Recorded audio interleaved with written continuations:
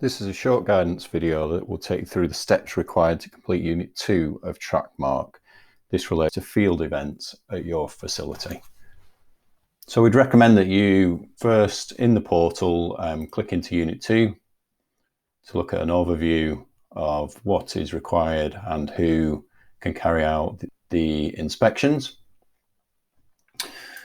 Once you've done that, click into Unit 2 and start to answer the questions. So some basic yes/no questions about which facilities you have at your venue.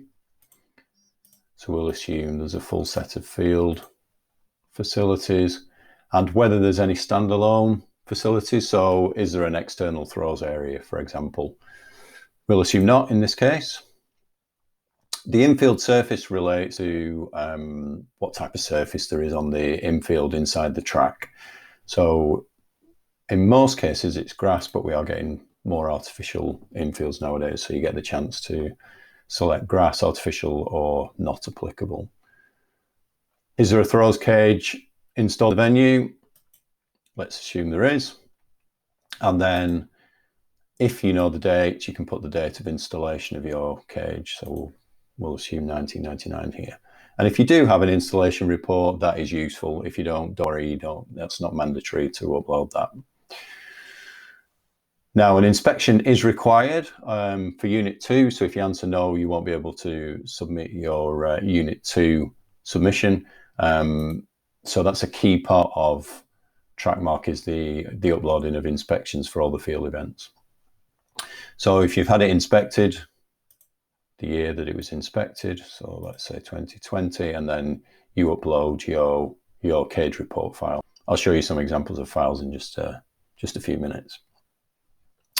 For cages, as well as the inspection of measurements, heights, the netting, the structure, etc., we also require an independent structural test. It's called a load test, and it's carried out by ROSPA.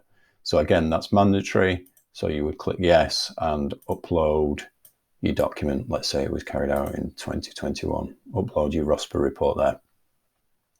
For accessibility, at least one of the circles at the venue needs to have disability throws fixings, which allows a throws frame to be attached to the circle, and disabled users can then throw from the facility. So again, we require that at least one circle has disabled fixings. So let's say yes.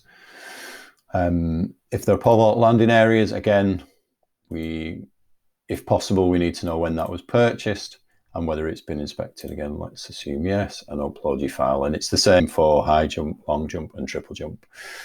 As with Unit 1, if you've completed that for the track, we also require a layout, ideally a CAD drawing of the field facilities. If not, a Google Earth snapshot is absolutely fine.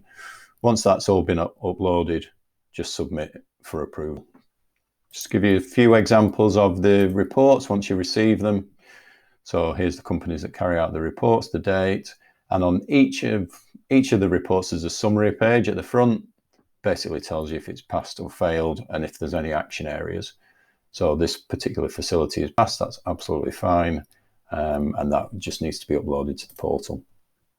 Similarly for the high jump landing beds, bit of information about the beds, and then passed. It has passed, but it recommends that the bed is deep clean. So that we put that in the recommendations prior to reaccreditation. Pole vault, again, an overview of the pole vault beds. On this occasion, there's an amber. So we wrote we emailed the venue to say we wanted the bed cleaning before we could credit that particular element of the unit. Onto the cage inspection. Obviously, a lot of detail required here. So all the key elements in terms of safety and compliance. So this cage has been modified and checked. So there's greens all the way down. So that's absolutely fine for this cage. And then post that work, a ROSPA load test was carried out, which also again found that the cage was absolutely fine. So yeah. All the inspections need to be booked in and carried out. Once the documents are completed, they do need uploading to the portal and submitting along with the rest of the Unit 2 information, and then we can assess it and hopefully approve that unit.